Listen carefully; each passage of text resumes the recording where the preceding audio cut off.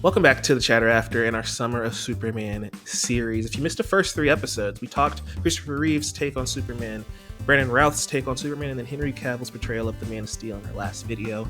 In this one, we're talking Superman 2025 by James Gunn, starring David Corenswet, Rachel Brosnahan, Nicholas Hoult.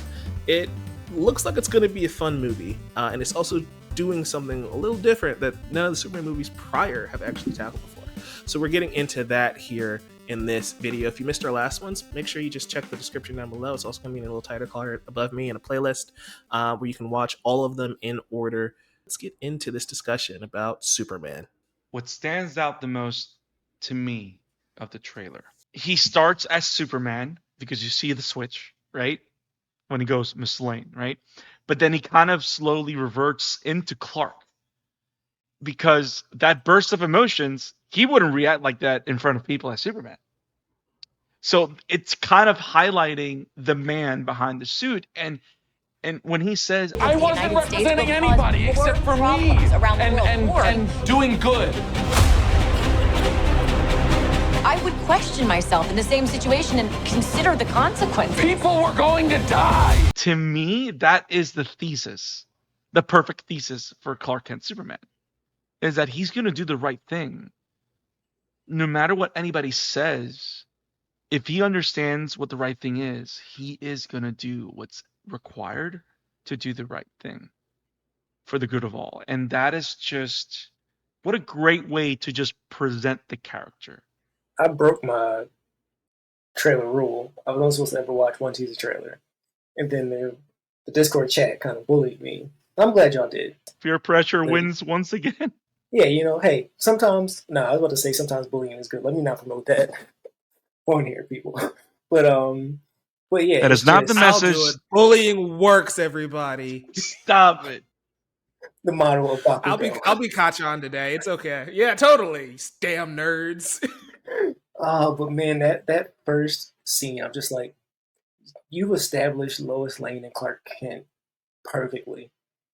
I'm just center just stage, the conversation. Exactly. It's just like at the core, that's what these movies, where I think they work the best, is when these two are just at peak, characterization. Again, this is just a trailer. We still have to wait for the whole movie, but based on what you're selling me here, I'm in for it. I think this is the most personality we've seen for Clark Kent. I'd say even including Christopher Reeves, because I don't think Reeves has shown this much emotion and this much physical. I mean, his movements is very subtle and whatnot in those original movies. But this, I feel like, oh no, we're using the full body. Clark isn't stoic. Clark isn't, nerdy in every aspect, but it's just like, no, he's a farm boy. Physical acting. Yeah, exactly. He has a personality, for lack of a better way of saying it. Guy. He's an actual guy, dude. And that's something we haven't done before, which is so weird. Like, this Clark look like he eats cheesesteaks. Like it look like he eats shrimp rolls. That's how I feel, essentially. Beef bourguignon, but yes. Maybe. See, Barry is fancy. This is a very deep cut. That's Superman's favorite food, by the way. Is a very no. Barry is fancy. Like Barry will run to Italy and bring pizza within 10 minutes because that's the best pizza. Like Clark just wants to get the funnel cakes that he grew up with from Smallville. You know what I mean? He's that guy. Just a ballpark hot dog at the end of the day. Come on, bro. But yeah, it works for me. We haven't even gotten to all the comic book elements and this existing in a world where now we can bounce off of other heroes, comic book even more themes so heavy, bro. Yes. And yes. Anytime a character gets a pet, I feel like it's a plus because it adds a little dynamic, to the character. Like you give them a dog, cat, a monkey, whatever, a companion of some sort. I'm just like, because I want a dog. I want to adopt a dog. I want a little buddy that that completes me as well. But yeah, I'm excited. It feels like we're doing something meaningful here, which I feel like a lot of comic book films forget. Is like there's a purpose we're telling the story outside of business. And it's fun. It's theme, and this is a heavy, this is like the story trailer, and thematically it's heavy. Like, this is not like light reading. It's a thematically heavy trailer. And the story appears that it's going to be heavy. There's going to be a lot of interesting conversations occurring in this film. But the interesting thing about it is it still feels like a fun ride, apart from all the topics that we're probably going to be tackling. When you first saw it, Mike, what were the things that stood out to you? This is the Superman I grew up with. This is the Tim Daly, Bruce Timm, Justice League, Superman the Animated Series Superman, right? He's the one thing that I always loved about how Dwayne McDuffie and everyone wrote Superman and Justice League Unlimited and Superman the Animated Series, right? They remembered that Clark was a person. And that is something that I think none of the films really grasp, and something that Zack Snyder very much didn't grasp, where it's like Clark's a dude. And that's what we were just saying, right? Like the fact that he's sitting there thinking he's prepared to be interviewed by his Pulitzer Prize winning girlfriend. It's again, remember how it was early in this video I was saying Christopher Reeve never made a mistake? Boy made a mistake thinking he was always going to take it easy on him. Nope. Yes, we see Superman in that moment. We see him turn to Superman instantly, where he leans in to talk to her, and immediately he breaks because of Lois Lane. And that shows two things. That shows how great Lois Lane is and how great Rachel Brosnahan is going to be in this role. Lois can that break Superman. Like, right. Mm-hmm. She can cut through Superman's nonsense, right? But it also shows David Corenswet and the heart that this Clark Kent has, and this heart for people he has, right? Because she's not changing his mind. He's more pissed off at the idea that somebody dare suggest he not save people, which is the exact thing I wanted from Man of Steel, where it's like, you want me to let them die? Are you crazy? That's why he's fired up and he's pissed off about it, because this is a Clark that Cliff was saying this entire time, right? This is a Clark that he knows who he wants to be. He knows the person he is. He's walking in that, and he can't believe the world is pushing back against him, right? And the best Superman stories are the ones that kind of embrace that. The comics, the movies, the animated movies, where it's like he's in a world that's telling him he shouldn't do the right thing, but he's going to do it anyway. Because again, meddling when you don't need to is the essence of being a hero. And that's something that this character embodies. And seeing this for the first time, I think I did a trailer reaction for this, and I may have not shown it initially, but it's like, that's the character that I fell in love with. And we see So Lex, powerful. and we see the Justice League International, and we see him fight a kaiju. We see just seeing him with Jimmy Olsen, just like geeking out about whatever, brought so much joy, because no film has ever touched on Superman's friendship with Jimmy Olsen. One film had him get shot in like the first 5 seconds. Stop And it. the other one's he's just like the paper boy who's just like there for in the background, like, oh, hey, Lois, hey, Clark, and he's never seen really again. And it's like James Gunn remembered why this character resonates, because he's a guy who wants to do good. And I think people overcomplicate the formula, right? The thing about Superman that works is he is just a guy who wants to do the right thing. He was raised to do the right thing by his parents, and he's trying to be a good person. He doesn't need some outlying force or destiny to make him do it, right? He doesn't have the regrets of Preach. Spider-Man. Right? Spider-Man only becomes a hero because of Uncle Ben's death. And that's not a knock on Peter Parker as a character, but like, he had to be forced into it. Batman becomes vengeance because of his parents' death. Superman becomes a hero because it's the right thing to do, and he wants to help people. And there's something powerful in that, and it's interesting how so many people are like against that idea and tried to change that about him. And James Gunn is like, nah, man, he wants to do good. Don't we all want to do good? Talking back to him being just a guy, that's why I think that the inclusion of Krypto is such a touch of genius, because there's no more powerful a trait of a man that when he cannot keep his dog in check.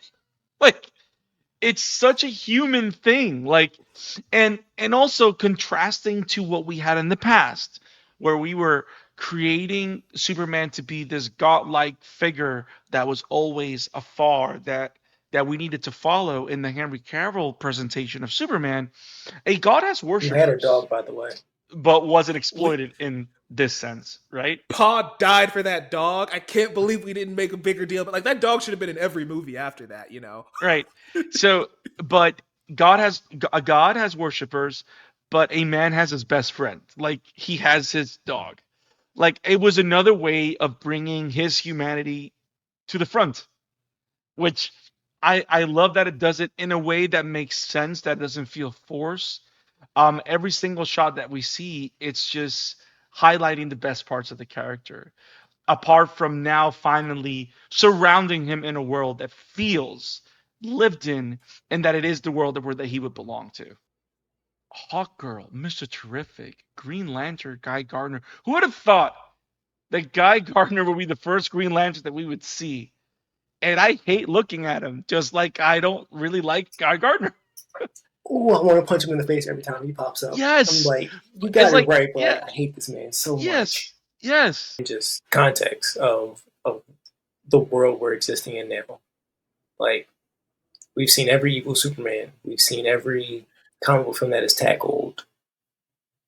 God knows what. You know, we've seen it all. And now it's just like, oh, great. Which is funny because it seems like we're embracing all these aspects of prior Superman that so many of us didn't like.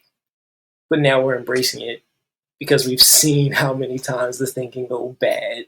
That now we're just like, yes, give me, I don't want to say the pinnacle of Clark Kent, but like, give me a piece of what can be and what should be, arguably.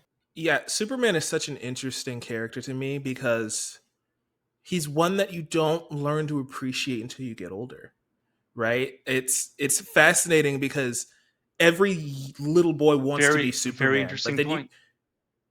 You hit like 7 years old, right? Like that happened to me. Like the older I got, I stopped caring about this character, and my favorite superhero was Wolverine. And my favorite superhero was Batman, right? My favorite Ninja Turtle was Raphael. You become an edgelord a little bit, right? but then the older you get, you're like, oh, I actually prefer Nightwing. Oh, I actually prefer Leonardo. I actually prefer Superman. I actually respect Cyclops more than Logan at some points, right? It's like, to understand the Boy Scout archetype, I don't think you appreciate it until you get older. And so everybody who was clamoring for Man of Steel has matured by 12 years. And they're like, you know what? I need that hope. I need that optimism because everyday life is already so bleak. I need to be reminded that there's good in the world. Give the people of Earth an ideal to strive towards, right? And so that newfound appreciation Cliff, he's for this preaching. character. He's just preaching, bro. People are falling in love with this character again, and we see that already. And I can't believe James Gunn, before the movie's even come out, this movie might suck. We don't know. But before this movie came out, he already won people back on Superman. Yes. And that is an incredible feat. Like, he has trunks on, and people argued about it for a day. Nobody is saying no to the trunks anymore. Because we all have just embraced Superman in all his glory. Yes. And I love that because, again, one thing, and we've talked about this throughout the entire show, believing a man can fly in the first film, right? And then echoing back to that, and then trying something completely different with Man of Steel. Every Superman story thus far has been putting Superman in our world. But now we're finally going into his world. Yes. And that's what makes this so interesting and exciting. And it could blow up, right? Because a lot of the fear is there's too many characters in this movie. But seeing a Superman where the Justice League can just randomly just show up willy-nilly is something we've just never done before. Because, like, if there's a kaiju, of course the Green Lantern would show up. So, of course, Guy Gardner is here. He doesn't have to be in the whole movie. It can still be a Superman story, but you do run the risk of maybe it's oversaturated. But I'm willing to try. We've tried everything else. We've done Evil Superman. We've done Dark Superman. We've done Omni-Man. We've done Homelander. Let's do comic book Superman for once and give it a go, and let's see what happens. You know, I mentioned Richard Donner's movie prior to this was, The Omen. Here we are now, another director who arguably I don't think any of us thought was ever going to direct a Superman movie. We've seen him. I personally think The Suicide Squad is his best movie. That's just made a 5-star film for me. It's drastically different yeah, it's drastically different from a lot of other stuff. Starro, so, the Conqueror. like, what? Like, this man has a pretty decent batting average so far. So, like, it can work. It's interesting because you're right that Gunn's filmography is something we don't look into, because what does his movies tend to focus on? Families. The complete opposite of Man of Steel, Small creatures right? that we all fall in love with. And small creatures that we fall in love with. So yeah, we have Yes. the dog covered, but in this trailer we have the Kents. In this trailer we have the Kents. Yes. And they're already completely different than the last iteration of the Kents we had, right? They're both very supportive of him being Superman. Like, his dad is like, hey, believe in yourself, do the right thing. And his mom's like, oh, great, there's a kaiju here. I'll get your boots. And it's like, that's why he's the way he is. That's why he spazzes out at Lois. He's like, I'm just trying to do good. I'm trying to do the right thing. Because this trailer already planted the seeds of that's how they raised him. You're right. I almost forgot, because what was the first sign of anything about this universe that we ever got? Do y'all remember? The first. Enlighten us. It was a very specific picture with him putting on his work boots, and there's a giant purple orb behind him. It's just, It feels like an everyday thing. It's like, oh, well, yes, disaster. I do what I gotta do best. I need to clock that in, is a very good. That okay. Gotta go to work. Well done. Well done. I like that. Yes. What I like about the trailer the most, though, also, just to finish and going off what you were saying, yes, on one side you can say it's oversaturated, but I love how centered on Superman this trailer is. Like, only people that follow comic books know that, oh my God, there's a lot of characters here. You know what I mean?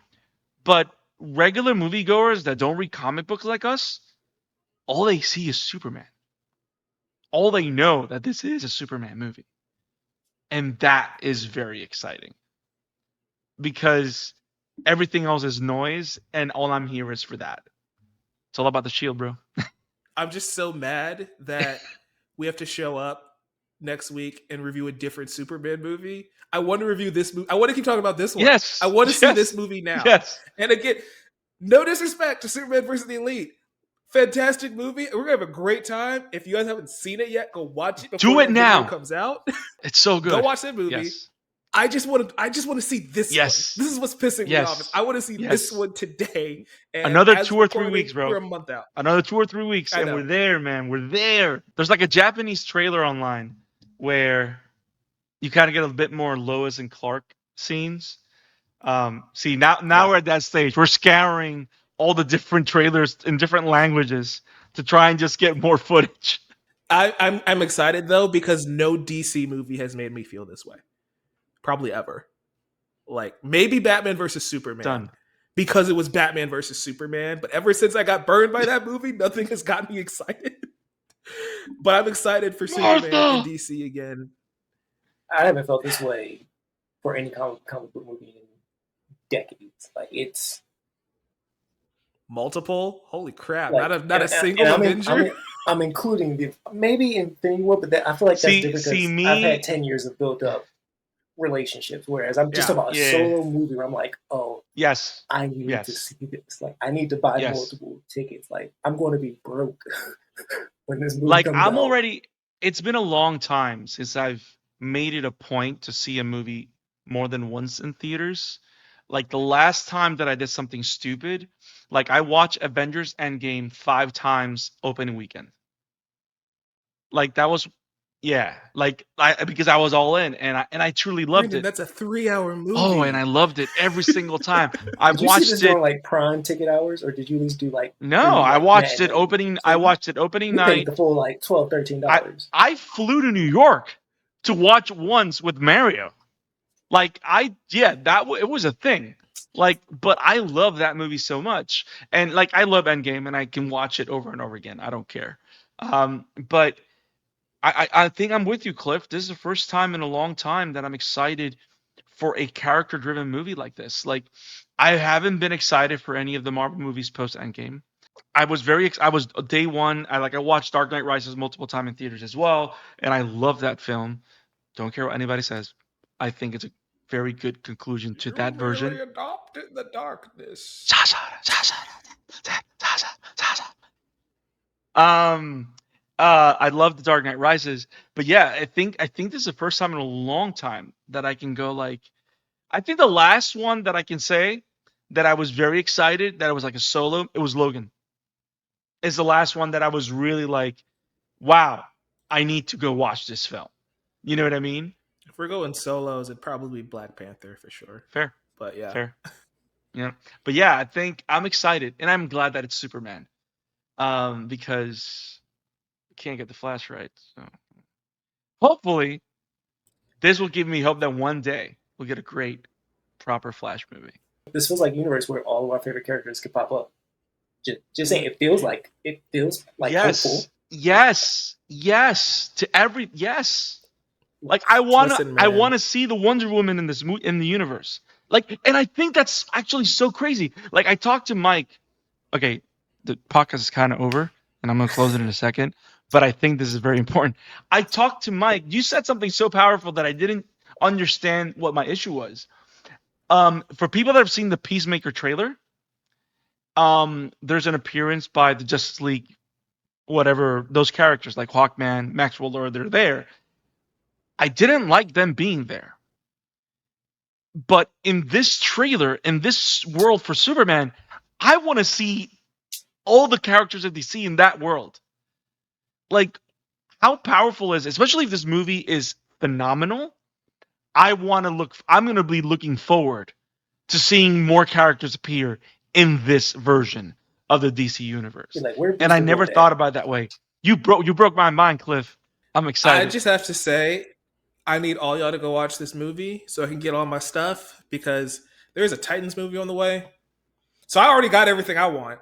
I'm good. I'm Gucci. We can do whatever. You got a Batman movie. See, but the question is, do you think we get the Nightwing origin proper? No. Like with no. As in Clark having the conversation and giving. No. We need. No. See, I still want it. Like I want a little bit of that. I want Dick as Robin. But Damien's already going to be here. I want Nightwing's been here for like 7 years already. It's not happening. No, but there has to be. No, I think James Gunn actually said in interviews that before Justice League, we would get a World's Finest. I got to see it first to believe it. That's post-credit. Yeah, that's post-show combo. Look, the moment I see Mr. Miracle, then I can die in peace. I'll put it that way. The moment I see a new guy. Yeah. Mr. Miracle, bro. We need Big Barda. We need it. We need Big Barda. That's just saying. We just need Big Barda. Because that's really what you're saying. You don't want to see Mr. Miracle. The only reason you want to see the New Gods is because you need Big Barda. I want Scott-Free Barda, Lashina, Orion, Calabac, Mad Harry. I want Ava DuVernay. Where you at? Ava, where you at? I am so excited for everything happening in the world of Superman. So, next up, next week, talking about Superman on July 14th. We're still debating whether or not it will be a stream or not. I think it's going to be a stream. Hey, man, it'll be great. Mr. Mario Francisco Robles from Superman on Film will be joining us for the Superman film review episode. So stay tuned to everything that we do here during the Summer of Superman and on the Shadow After. If you love what we do here, please give us your support by clicking on that like button, subscribing to our YouTube channel, and sharing with your friends so that people can learn and enjoy Superman with us this summer.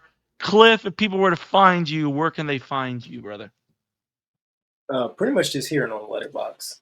I make guest appearances on the Chatter After, from time to time. So if you like hearing what I got to say and like looking at my beautiful face and our beautiful faces, subscribe so you can get more of it, especially during this Summer of Superman, because I didn't realize I got a lot more to say now that I'm thinking about it. Mike, what you got? Where can people find you, bro? You guys can find me here, like Cliff. I'm pretty much just trapped here, like I'm in the Phantom Zone, like General Zod. I'm just like, guys, I'm just here in the little box on your TV or on your phone on the Chatter After. But yeah, Novice Cinephile everywhere else. Talking My Hero Academia Vigilantes with Isaac over on the Amateur Otaku. Because there's a Superman character in that show that is a piece of crap. Yes, he is. To get into. Yes, he is. But All Might's also in that show, so let's go. They even each other out. Go beyond. But yeah, also we're gonna talk Fantastic Four because we aren't forgetting our Marvel fans.